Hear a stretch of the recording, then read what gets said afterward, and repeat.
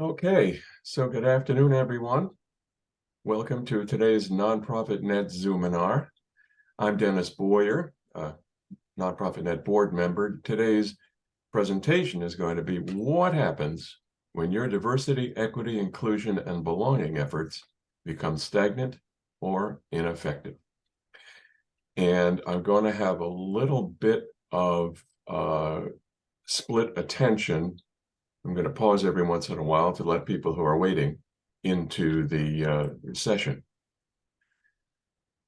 So our zoominars are open to everyone without charge, and even so, we do incur costs to bring them to you. So we hope that you'll consider supporting us. And since this is NPN's 20th anniversary, we're suggesting a $20 donation.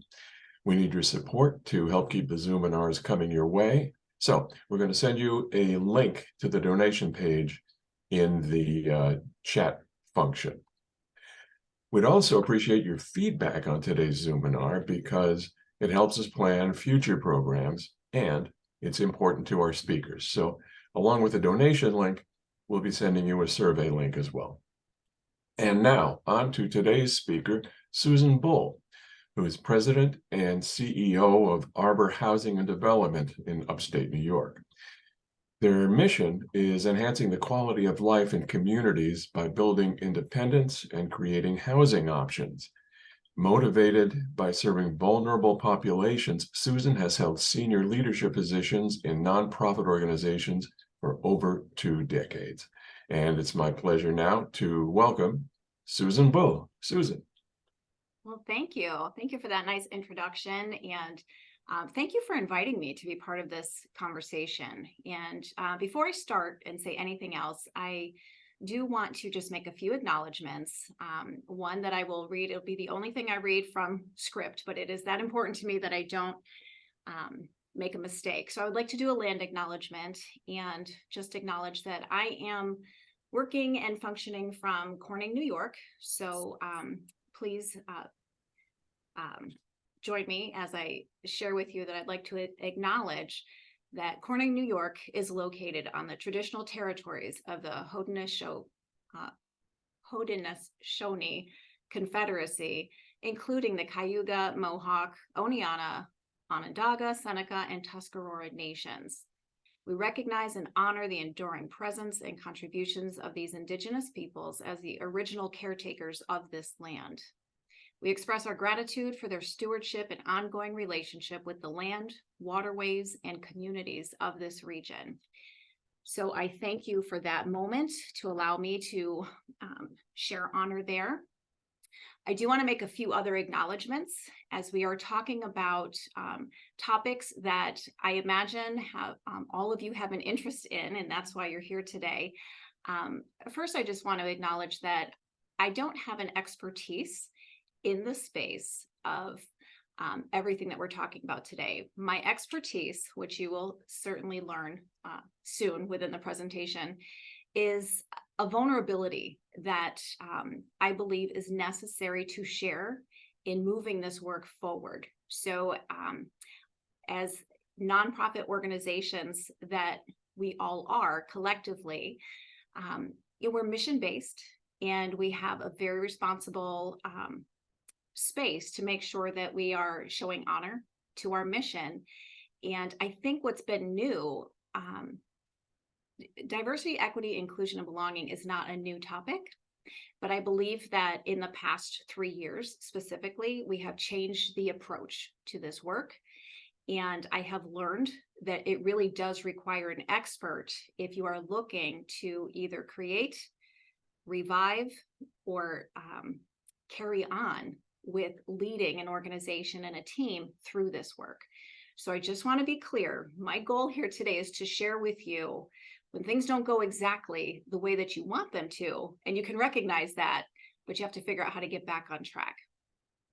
And because we're going to be talking about things, I'm not going deep into, I'm not going to share anything scary or graphic or anything like that, but I am going to be talking about the topic of trauma. And because of that, that in itself can sometimes sneak up on people. And I just want to encourage you, if you have any kind of response that you recognize as we go through talking about this topic, please take a minute. I see, some of you are on screens, some of you are not. That's perfectly fine, however you're most comfortable. But I do want to encourage you to pay attention to how you feel. If you need to just take a pause and time out as you reflect on some of this information. A lot of talking about this work does challenge us to sort of reflect in our own, what are we bringing into the space, and how are we functioning? So sometimes we just need a minute to process, and that is totally fine. I'm going to go through some brief slides with you. I generally don't make it a habit to use PowerPoint presentations when I talk with people, but I'm trying to strike a happy medium here. You're a new group to me and a big group, and this is really exciting to be able to share space with you. So I wanted to make sure I could at least keep myself on track. So bear with me as I share my screen. We'll see that I'm also not the expert in technology. So I'm just going to make sure that, can everyone see what looks to be a PowerPoint without the notes on the side? And okay, great. I see a thumbs up. All right. So at any point in time, and again, my goal here is to have a conversation, share my experience, and let's talk together. So please feel free to use the chat box. Please feel free to unmute yourself and just hop in if you have a burning question or something that you would like to share. I do want to leave some space at the end so that we can share some thoughts and then collectively just address some of the thoughts that came in leading up to our time together. So as we're talking about diversity, equity, inclusion, and belonging, the trauma lens is something, again, that's very new. And the discovery of how we got there is what I will share with you. The organization that I am here in Corning, New York, we have what we call we were approaching the work as READY, race, equity, diversity, and inclusion. And we structured a team here that was called an equity team. So as you hear me say READY, or you hear me say equity, that was my organization's team and group of doing the work. All right, so once upon a time, this is the story. Once upon a time, finding myself in the shoes of being a CEO and leading this organization that is 120 folks. We are the southern tier of New York, and a little bit of the northern tier of Pennsylvania is our service area. So our budget is about 18 million, and we build and manage properties for affordable housing. So a lot of that budget is really dialed up into the construction costs, and it sounds big and huge, but it's just what it takes to run that many spaces within our service area. So all the work that we're doing, whether we're a party of 1 or a party of 20 or 120 or more, there are some things that sort of, I think, join us together. So leading a team, I really think, I come from that space of, you have to be able to communicate clearly. You have to be really clear in what do we expect from people. Coming to this organization of Arbor, I've been here for almost 5 years, and this was really the first organization that had a collective team that had been trained by a national capacity building organization, which is NeighborWorks of America. They actually provided funds for about 12 of our staff to go off to Pittsburgh and get trained in how to create documents and tools to do the READY work and create our equity team. So that existed before me in this organization. So I came along, just doing what I do, minding my own business, and then poof, COVID happened, right? So we had, well, I'm getting a little bit ahead of myself. I do want you to note the deer in the headlights. If anyone has been there, feel free to raise your hand and wave at me. The reason why I felt like a deer in the headlights is because I had just got used to how we actually did our READY work through our meetings. We're going to go back a little bit before March of 2020. So before the pandemic, the equity team was something, again, that existed in this space. I hopped in as I came to the organization as the Chief Operations Officer, was there for 2 years, and I have since been the CEO. So going into the meeting, my introduction was, all right, in this meeting space, this is the only meeting within the organization that everyone is equal. So hang your title up at the door and come in and be equal. So I was already confused because I thought, oh, that's a lovely intent. I love that intent, but I don't really know. I don't know what to do if leadership is required in the space of the meeting. You know, how do we get back on track? So it had been a learning process for me. Luckily, the team had done a great job at developing all kinds of tools that were at our fingertips to use. So within our meetings, we would have 3-hour-long meetings in person twice a month. And some of the tools that we would use, we had a great equity statement. They had created an equity lens, and they had an equity work plan. So the work plan really kind of mapped out for the team, what are we doing with the equity statement? How are we using the equity lens? Which we decided to use that by taking policies one at a time for our organization and asking the questions within the equity lens document, very specific scripted questions, which helped reframe almost every policy that we have into taking into consideration, are we looking at this through the lens of people that we represent, people that we are serving, people that might disagree with us, who is at the table in making decisions.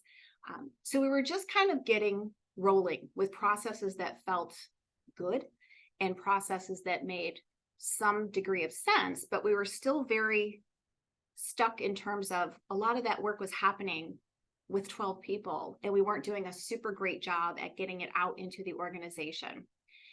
So we had just started a process of being able to communicate some of the efforts of the equity work plan through some things that we have in our organization, like a newsletter. That was really our most effective way of communicating to the rest of the organization, but it was kind of passive. There wasn't a lot of interaction with that process.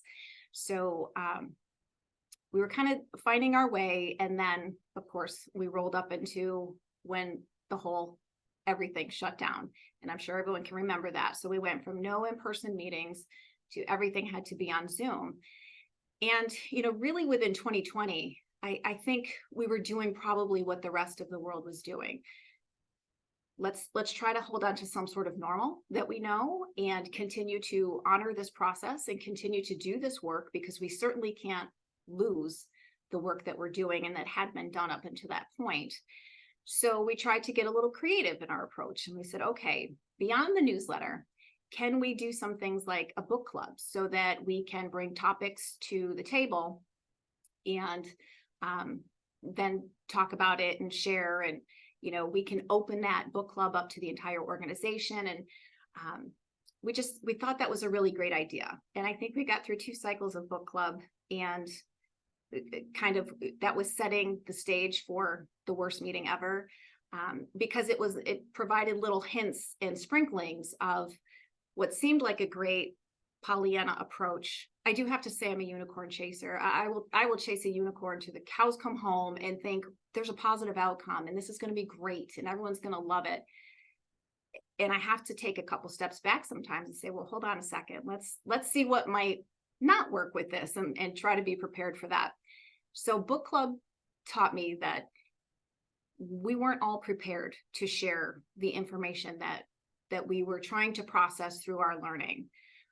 One of the books that we chose first was White Fragility. And the book in and of itself caused a little bit of controversy. And I think in many platforms it still does, depending on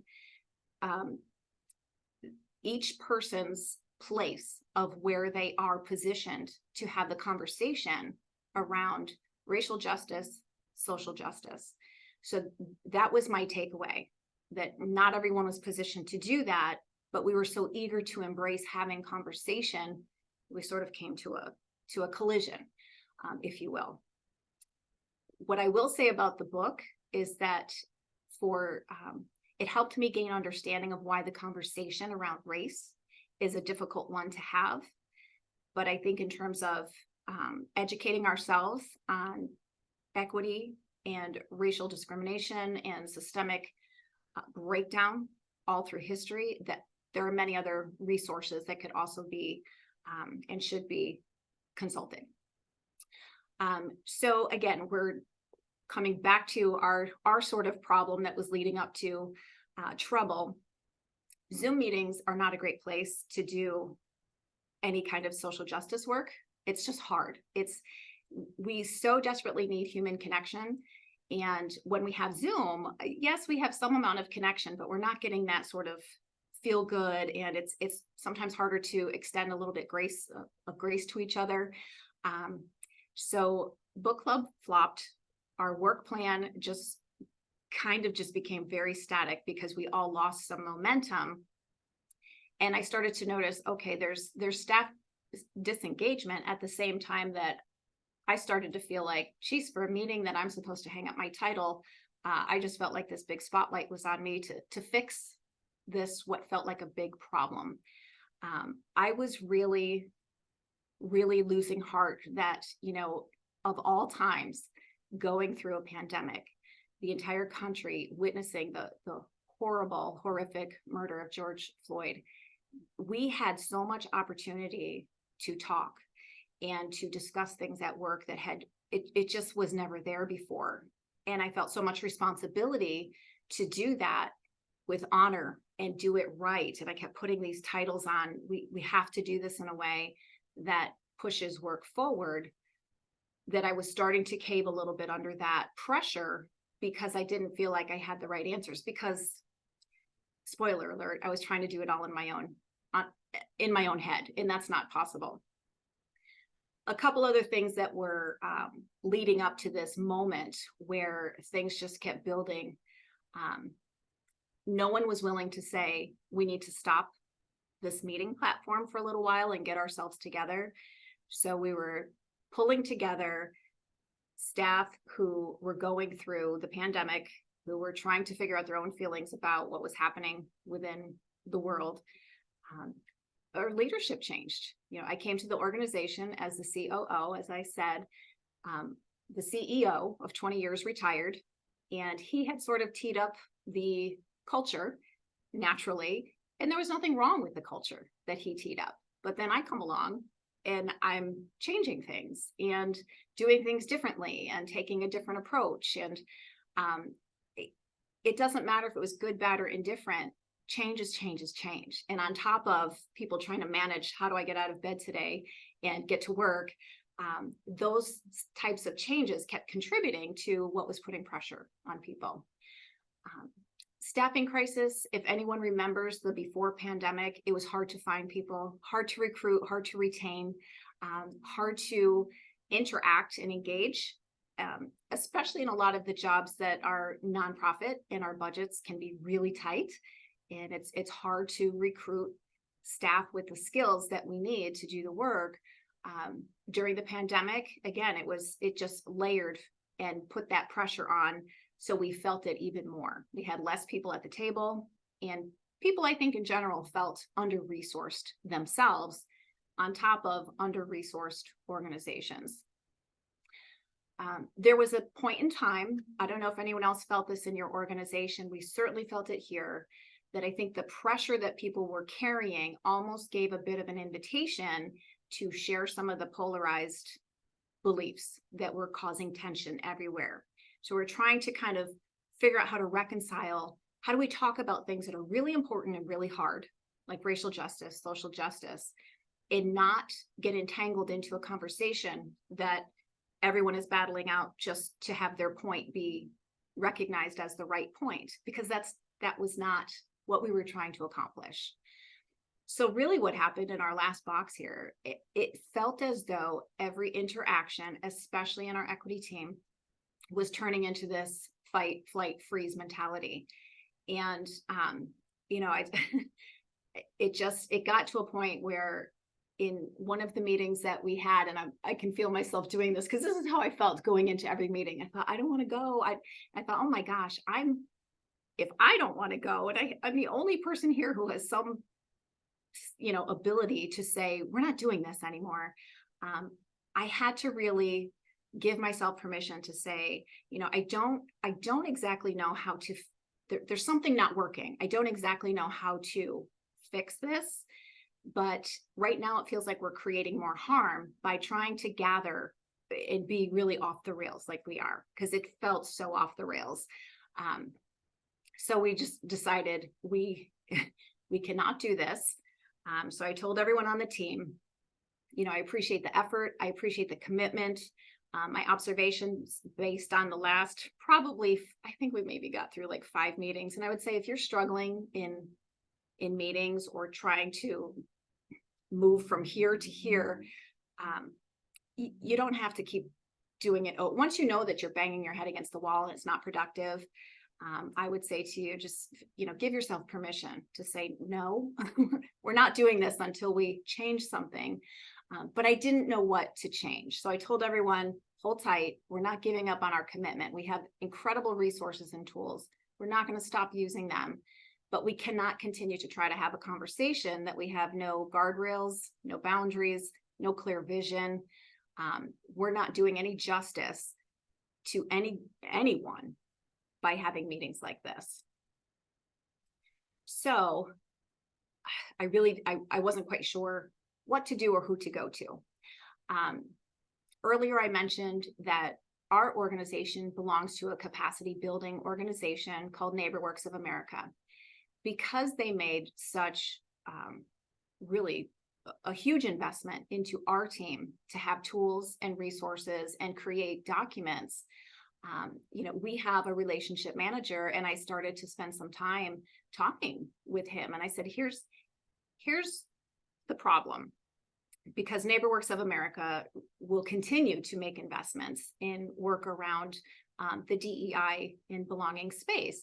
And I said, I don't want to receive any more funds. I don't want $1 until I know what we're doing to use those resources properly. But I need help. Where do we go from here? So one of the things that kind of came about organically was the recognizing that there's a trauma-informed care piece that's missing to the conversation. And the part that came about from my relationship manager with NeighborWorks of America, he connected me to Marissa Stone, who is a consultant who she's not just a consultant, she is a specialist in the ready space. And her organization, her business is called Iona Concepts. I did put her information down if anyone is in that needing a resource. She's wonderful, and she's an expert, and that's what I needed to be told. I needed someone to tell me, you cannot do this work lacking the expertise to have the conversations that are necessary to be had. Okay, that made sense to me. What Marissa helped me understand, because I met with her several times before I introduced her to the rest of the equity team, and then we introduced her to every single staff person. And she helped me understand. She listened to the nightmare story. She listened. She was very kind and gracious about kind of going off the rails in our meetings, and understood. She understood why. And she said, look, you're going to do something, and you did the right thing by getting an expert involved, because it does require conversations, dialogue, and a navigation that it required expertise. So what Marissa did for us is she constructed a race literacy training for our team, not just the equity team, but all 120 staff within our organization, and she broke it into small groups.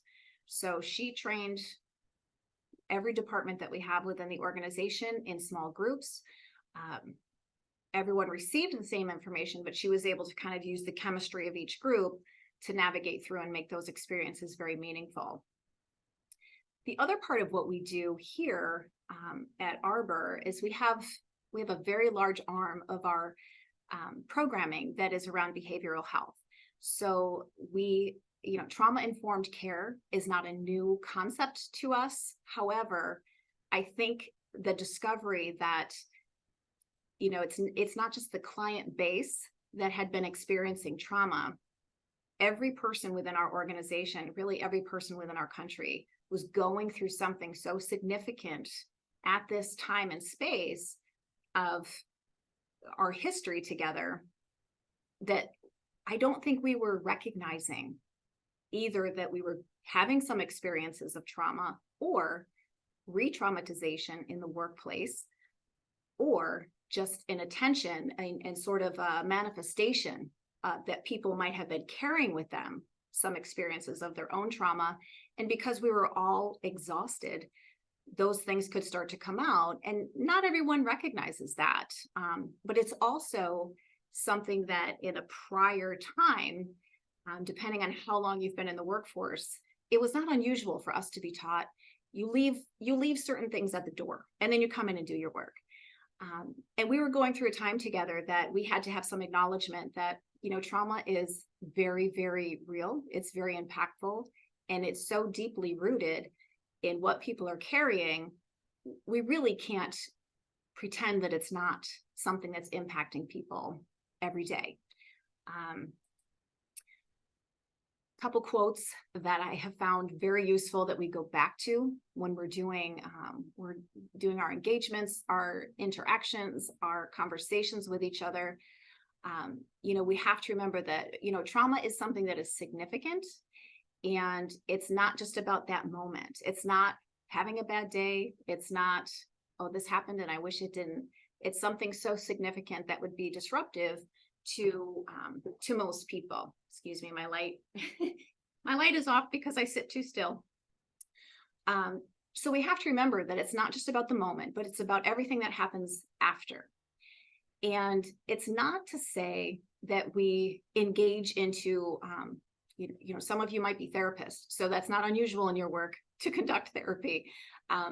In our work, we're not employed or credentialed to do therapy. So we're not looking to get on a therapeutic level with our clients or our staff, but we are looking for evidence of how people might be sputtering out with some of these things that could possibly be from past experiences, or a re-traumatization that might take place in the series of a conversation that we can acknowledge and move through in a very respectful and protective way.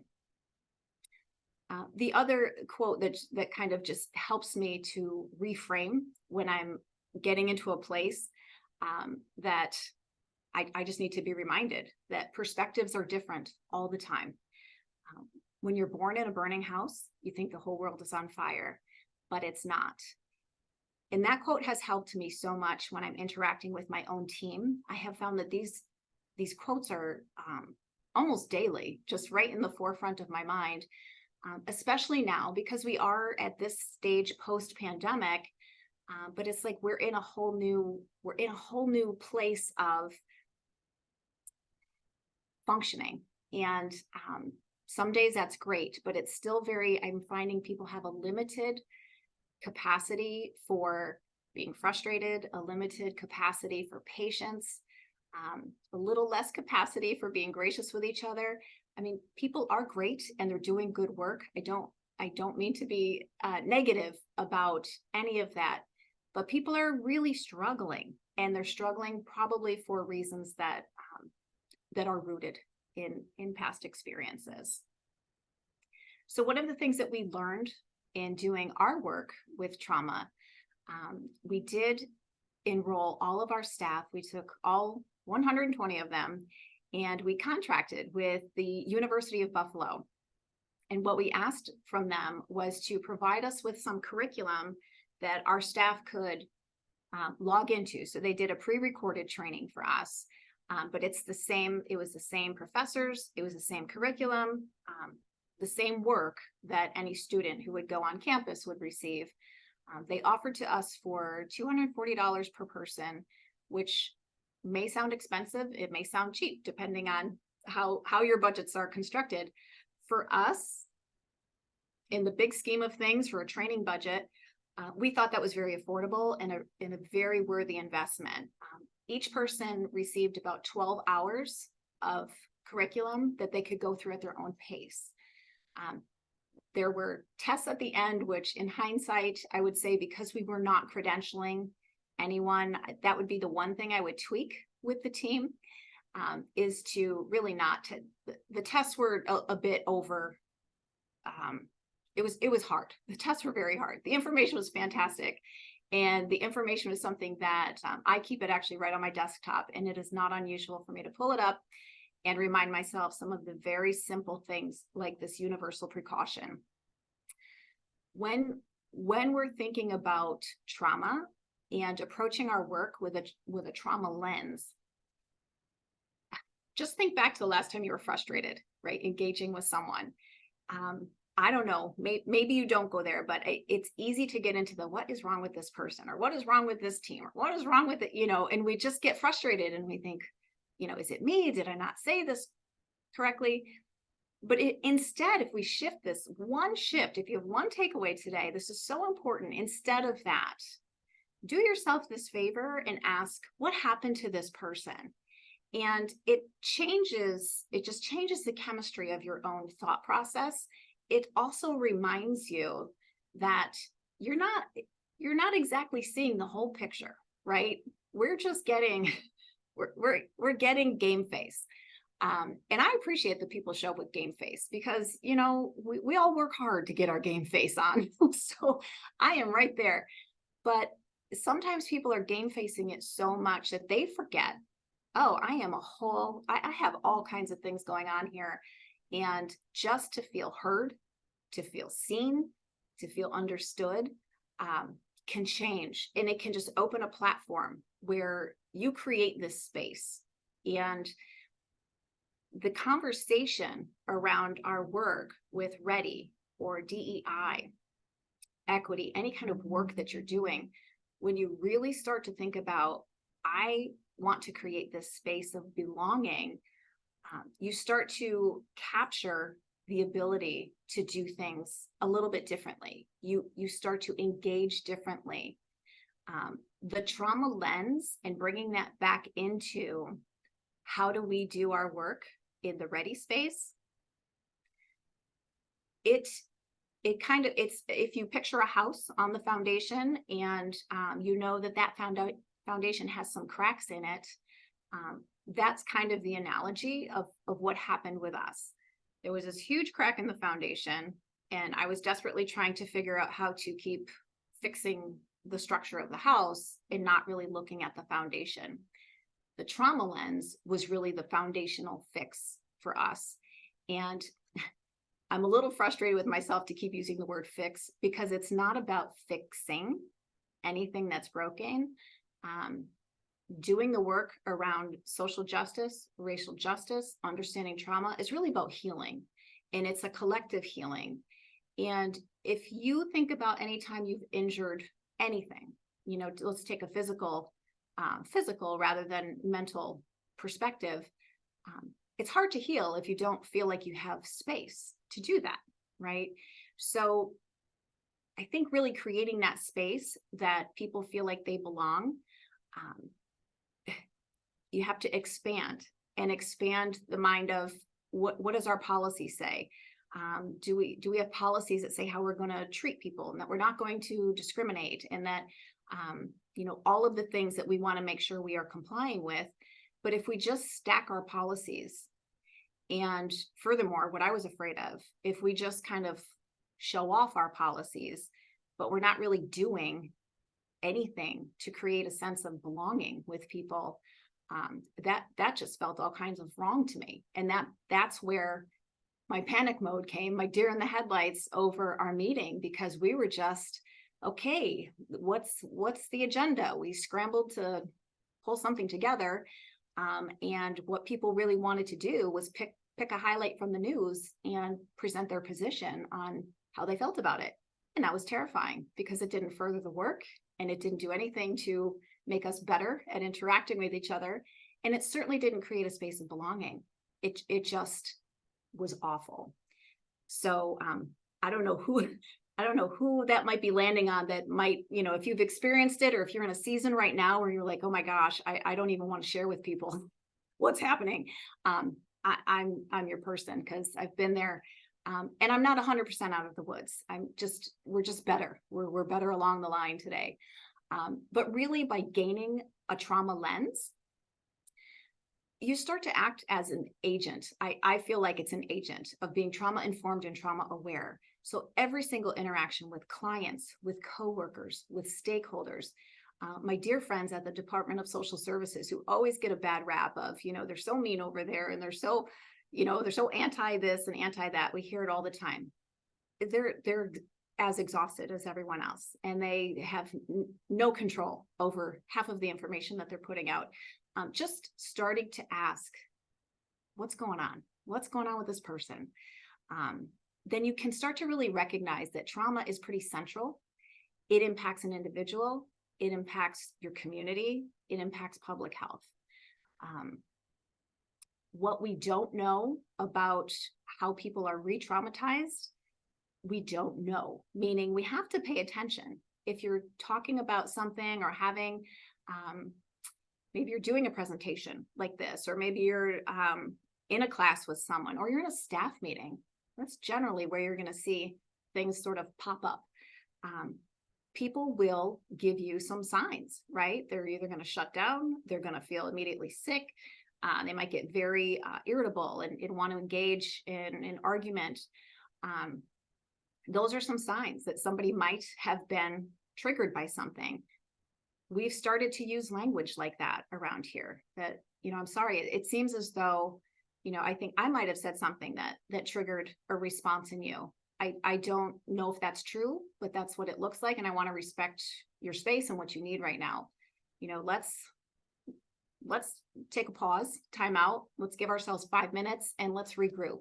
And if you're in a one-on-one, it's so much easier. If you're in a big space, there are things you can do. You can, you don't want to call anyone out and make them uncomfortable, but you can take a collective, we need a timeout here. Let's everyone take a moment and just remind ourselves why we're here, and then maybe go through. It's real helpful to start your meetings with 4 agreements, or create your own agreements of how you're going to conduct meetings, and recognizing that some things are very traumatic for people that you might never understand, but it doesn't mean you don't care. That can go a long way in building relationship.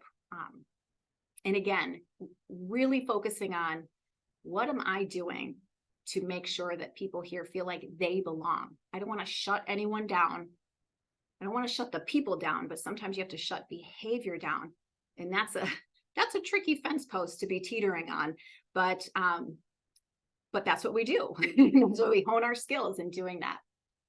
So bringing the trauma back, right? Bringing this topic of trauma awareness back to the space of diversity, equity, inclusion, and belonging. I think everyone can probably agree, social racial justice work, it's hard. It is probably, and I mean no disrespect when I say messy. I mean messy because people's emotions will come right out, and we don't know how to prepare for that. But we have to be positioned to know there may be something that is, I'm going to learn something new. Someone might act in a way that I don't understand. I need to make sure that I'm in the space to come into that platform and be ready, so that no one gets hurt more, right? We don't want to hurt anyone else. You have to just prioritize the commitment. And if you can educate your teams, teach whoever you do work with, write a newsletter, put it out in your community. This is our stance. This is our position. We're shifting, we're opening. If this is a new space for you, that's okay. You don't have to have expertise, but I think being the expert for what you stand for and believe in, and willing to share that you're going to try something, you're going to try another pathway to expand on your own horizons for how you do the work, because it feels honorable, it feels healing, it feels right, and it feels like a good way to create spaces of belonging. You can't really go wrong with that. I think sometimes the challenges and where we get tripped up a little bit is we feel like we have to be an expert on a topic before we can speak to it or share with people what we're going through. And that's not always the case. So again, as someone who is mission hearted, mission has been my work for as long as I've been working. We just keep evolving, and we keep figuring these things out together. It really does require a community.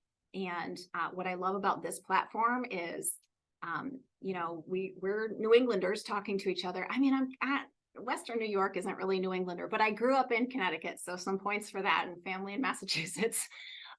But there's no lines of community, right? Community to me is I'm connected heart to heart with people who are committed to doing this work. I'm more so connected with people who are interested in trying to figure this out by creating spaces of belonging and not highlighting where some of our shortcomings might be. I have blind spots in this work. I rely on other people to help teach me. Other people that I am engaged with have some blind spots. I'm hoping to help bring them along. We're all bringing each other along. But if we can get our focus to healing is so necessary. This journey is about healing together. It's a natural default. When you're healing together, you're going to be naturally better at creating and respecting and inclusion. When it just is in your environment and you don't have to feel like you're kind of pointing out. It's kind of like somebody saying, oh, I'm really good at changing the oil in the car. Well, if you're the person I've been bringing my car to for 10 years to change the oil, you don't have to tell me that. But if you're the person I'm going to first and you're leading with that, I might not want to go there because if that's your thing. So it's hard. It's hard work, and we need each other to keep moving through it. I want to share my contact information with you. Again, my expertise is sharing stories. My expertise is sharing experiences. My expertise is being really vulnerable to say, I don't know that I know the answer to that, but let's throw in a pile of all the resources that we have and see how we can share. Leading a conversation about what does trauma have to do with this work of diversity, equity, inclusion, and belonging. We've just scratched the surface here today. And I hope that fits in the work that you're doing. There were a couple thoughts that came in that people had some questions upon signing up for this workshop. So I just want to quickly give some space to that. And I also want to encourage you, if you have questions, thoughts, insights, anything that you want to share as we're having this conversation, to please start populating the chat if that is how you like to communicate. If you don't like to communicate that way, you can always hop off mute and just throw yourself in there. What I will do quickly is stop sharing, because I really do like to see people's faces if I can. Okay. All right, so we're back together again. So a couple questions. When we're working with people and you're leading people who don't look like you, who don't sound like you, who don't come from the same space that you come from, again, in my upbringing, the phrase that I heard all the time is, we're stronger as a diverse team. We're so diversity, diversity, diversity.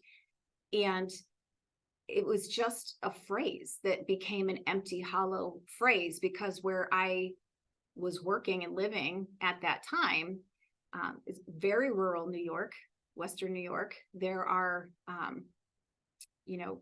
Amish buggies. There are maybe one stoplight towns.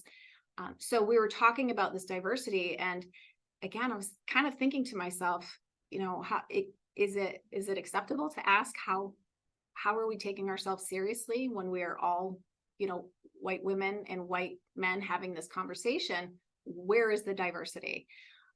So I just want to acknowledge that you have to really take a look and embrace what is going on. Are you trying to grow cultures of diversity? Are you in spaces where that is possible? Are you coming to a table with, in places that, all right, I really am in a diverse population, but there's tension around that. So the tension might be because you're not diverse enough. Tension might be, oh, we're so diverse, people don't know how to talk to each other. What I would offer to you is, again, spending the time on yourself. How are you showing up to the space? Have you had some time to think about your own biases? Have you put them in check? Have you figured out how to kind of quiet them down if they pop up in your mind when you're interacting? Have you really rooted yourself in mission and kind of practiced through how are we bringing people through understanding that, yeah, we do need each other's differences, and we do need the strengths of each other's perspectives, and we do need those differences. And sometimes sharing those differences, we create conflict. So that opens up a whole other door. Am I rested enough? Am I hydrated enough? Have I eaten enough? You know, these real basic things to navigate through conflict. You have to be ready to do that. And if you're not in a position to do it, it's nearly impossible to bring one or more other people through that process with you. So if you feel like you're having some conflict around race or diversity, maybe you don't know that you have, maybe you feel like you're in an environment that it's not structured for safety and belonging, then you have to figure out positionally, where are you? Do you have the permission because you have a position of authority to change it? Or are you kind of living in this system where you're waiting for someone to take the lead on changing it? So I think, you know, the ability to lead down if you're leading and lead up if you're following, depending on where you are, having the skills to have that conversation is so important. But this topic of being trauma informed, this topic of doing social and racial justice is so important that you have to give it its space. And if you face plant a little bit on your first time out, if it's your first conversation, give yourself permission to face plant and then just kind of own that and say, you know, this topic is so important to me. I'm so eager to be in a space. I love our mission. I think we might be able to create a space that feels more of belonging, where we can measure different ways that we feel heard and that we can have collective input and that we have better decision making. Whatever those ideas are, my hope for you would be that you have a team that can receive that information, whether you're leading up or down or totally across, because you have to, you know, if you're on a team that you're all the decision makers, you need to have commitment from people, because if you have resistance, you lose so much energy there. And again, a great way to do that, if you have collective buy-in that, yes, we want a space like that, stop the conversation and go find an expert. It will be the best investment that you can make, because you need someone to set you up for future success. Let someone come in and do that hard work and navigate through the hardest times, and then leave you with great tools so that you can continue on with each other to do that work. I'm hoping that might have covered a couple of the questions that came in. There was another question, and I just want to make sure, again, as we're talking about creating spaces of belonging, whatever platform you are conducting your work, taking time to recognize, and forgive me, I don't think I recognize this in my acknowledgements, just recognizing that not everyone is learning at the same pace and not everyone learns the same way. So, you know, PowerPoint for me, that's not my thing, but sometimes people need that to focus on. So trying to give the video and the audio for people to be able to take information in. That was my attempt at that. But really just acknowledging, you know, if you're having a meeting that you're asking people for input and you're throwing information at them and they've had no time to absorb, there are a lot of people who will maybe not share with you that they are unable to give you any kind of information because they need time to read and digest the information.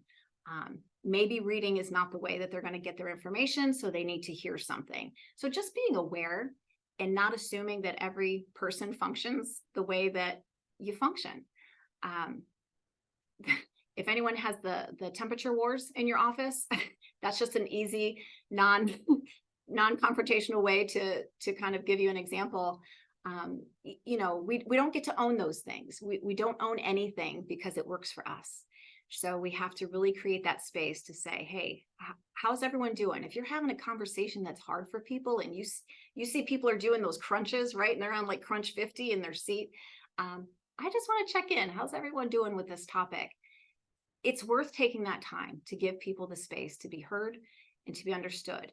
And just by doing that, you are having a trauma-informed approach without having to talk about trauma or putting people on the spot to go relive something that, of course, people don't want to do that in their workday, but just having that level of awareness and honoring spaces because you see and hear how folks are doing. I'm not sure if that sits and resonates and makes sense for everyone, but I covered some of the key points that I wanted to cover just to kind of open your mind to what is this whole thing? Where does it fit in this work? I would love to entertain any questions if people have questions or thoughts. Does anyone Susan, feel? Yes. pardon me, it's Dennis responding to what you're saying. We do have a very interesting question in Okay. the chat, and that is, how do you work at a nonprofit that does DEI work, but does not practice it internally? Okay. Am I allowed to say that? Am I allowed to say come to Jesus? So sometimes you need a come to Jesus moment. And there has to be a mechanism if you're working for a nonprofit is part of their mission to further affirm racial justice, social justice, and it's not happening internally. Depending on the chemistry of your organization, first I'd say if you have a supervisor that you can go to, talk to your supervisor and say, you know, through part of my own learning journey, I'm finding that this is something that's important to me and it feels like there's a mismatch. Can you help me understand where our processes are? Like, did we create policies and shelf them and we just got lost, or do we not have policies? And then you can expand on that to say it might be more meaningful to feel like we are actually walking that walk. And I'll tell you, I've had some wake up moments that stung deeply when I had staff leave this organization and tell me that you're not necessarily walking your walk. And I know how hard I was trying and not getting where I wanted to be. Sometimes you have to take those hits, but if it's really non-existent, you have to be honest and either advocate strongly for it, or I think someone said, did I see? I lost the chat box, but did I see someone say that you tried that and someone told you need a therapist? Yes, this is the same individual who posed the question that you're responding to. Right. I would say, again, when we acknowledge, so we don't want to dismiss behavior that is really not honorable, right? So really to hear what people are thinking, you can create things, you can ask for things. When's the last time the staff were surveyed on kind of a culture assessment? That can be a great way to get information. If you hit a wall and maybe someone that you try to engage with is showing you evidence that they might be a little bit stuck and not open yet for this conversation, you can come at it another way and push for some of those, how do we learn about how staff are doing? If anyone's at this stage post-pandemic and you don't know how your staff are doing, it's a great time for a survey. How are you? How are you feeling? What are your needs? What has changed? This work specifically around DEI and belonging. Where is that on your scale of importance? Are we doing a good job? Are we not?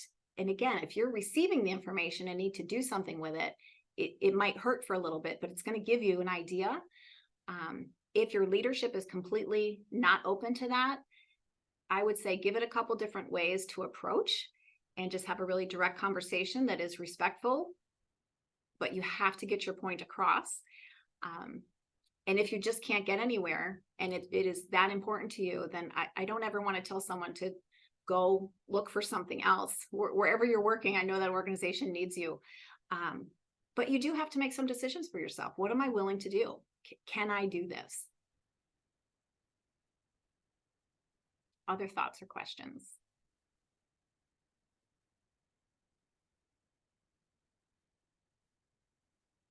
Dennis, did that cover the chat? I don't know why I can't see the chat box for some reason, but. Yes, it does. At the moment, that's all that's in the chat. Okay. All right.